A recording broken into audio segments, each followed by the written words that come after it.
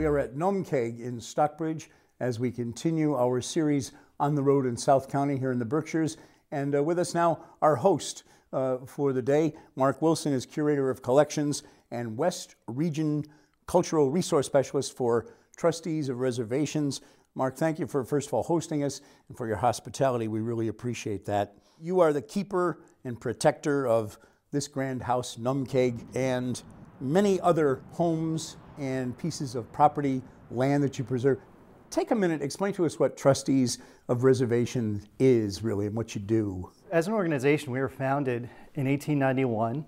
We are the oldest regional land and historic house trust of its kind.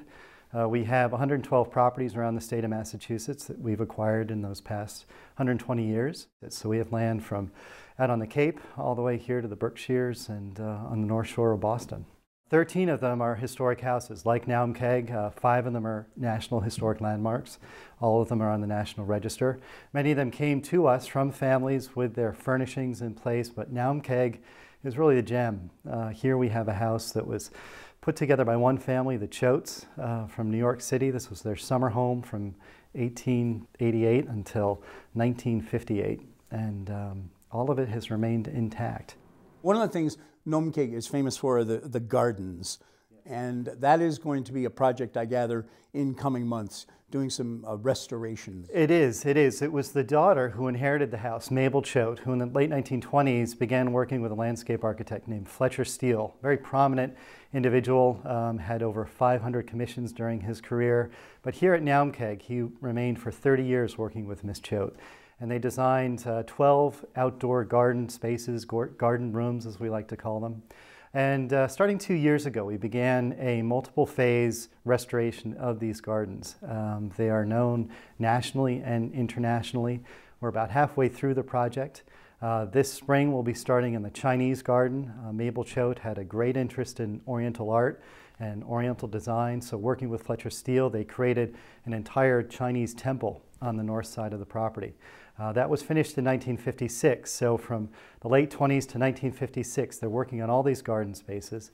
And at that point, they said, you know, I think we're done. We've finished our work here. And 2 years later, Mabel Choate passed and the house came to us. But it took 20 years to create that one Chinese garden, and it's going to take us 18 months to restore. And that'll be our big project starting this spring. One of the things that amazes me, and correct me please if I get any of the history wrong, because you know it inside out, Joseph Choate has this property built, and it basically was to be, I gather, an escape for him and his family. He's a New York attorney, ambassador to the Court of St. James. So this was a man who traveled in pretty heavy and heady circles, but this was a place to get away. And I gather most of the time that this big house was just he and a few family members. That's true. The house is 44 rooms, and at any one time there may have been 5 or 6 family members and a couple guests. There was a staff of 12 to run the house, another 10 to 12 people running the gardens and farm outside, so the staff outnumbered the family almost 4 to 1. But they came here in late May most seasons and stayed through October. It was easily accessible by that time by train from New York City.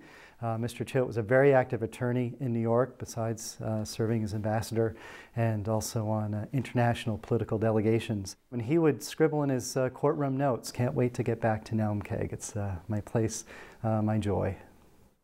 Let's bring us right to today, and when visitors come. I'm fascinated by one of the things you've done in the last couple of years. You've added a cafe and encourage people to come, spend some time, really get to enjoy the grounds a bit, as perhaps the Choate family was able to. Exactly.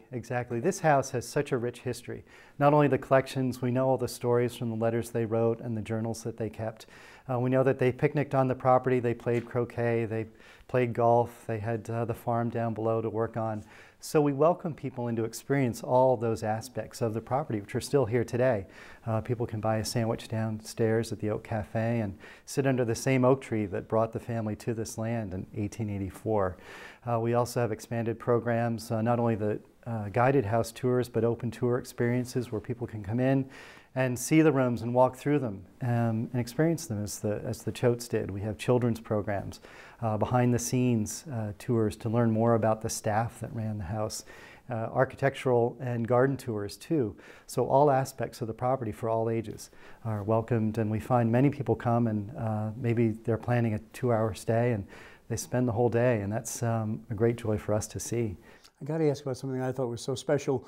When you opened the cafe and said to folks, come and relax and picnic, they can borrow from Naumkeag a blanket to go out and sit on the grounds. Right, right. Or a blanket or a great chair and pull it up at their particular view that they love and find their own spot here, their own special place here on the property. Not to be indelicate in this very genteel setting, and I'm not asking you a number, but you talked about staff and maintaining, and this is not an easy and inexpensive place to keep up and maintain. Not at all, not at all. This is a major undertaking for us, and certainly with the garden restoration work, the ongoing roof, we've just put a new roof on the house, exterior work, just the day-to-day trimming and mowing. We have a staff of 4 full-time who are here on the property who are the superintendents of the grounds, and they help to take care of the place. There's myself, and we also have 3 other staff, curatorial staff around the state. So though we're all not here, we work together as a team to come in, do special projects, redo a room, keep the house in good shape. What do you fear would happen to places like Naumkeag, places like Field Farm, some just forest preserves, if you will, that Trustees of Reservations take care of? If Trustees of Reservations was no longer around, if it didn't exist, what do you worry would happen? In many ways, Naumkeag is a great example of what could have happened. In 1888, the family subdivided the lower 30 acres of the property. We don't know why, but they drew up a little subdivision for the property, so that land would have been lost. It would have been developed, use of the land, but it wouldn't have remained as open space. And many of the properties that the trustees now have as open space were scheduled to be developed, and they were saved from being developed and kept as open space. And Mabel Choate, the woman who donated the property to the trustees, had the foresight, having seen many grand estates like Naumkeag that she grew up with, that friends had here in the Stockbridge and Lenox area. They were passed on, they were sold, they became other uses like schools, they were subdivided into apartments. In many cases they were lost to fires and other damage. So Mabel Choate, by creating this house, was preserving a piece of history that she was quickly seeing disappear from this area. Well, Mark Wilson, Curator of Collections for Trustees of Reservations, thanks for hosting us here at Naumkeag, and thanks for spending some time with us. Great.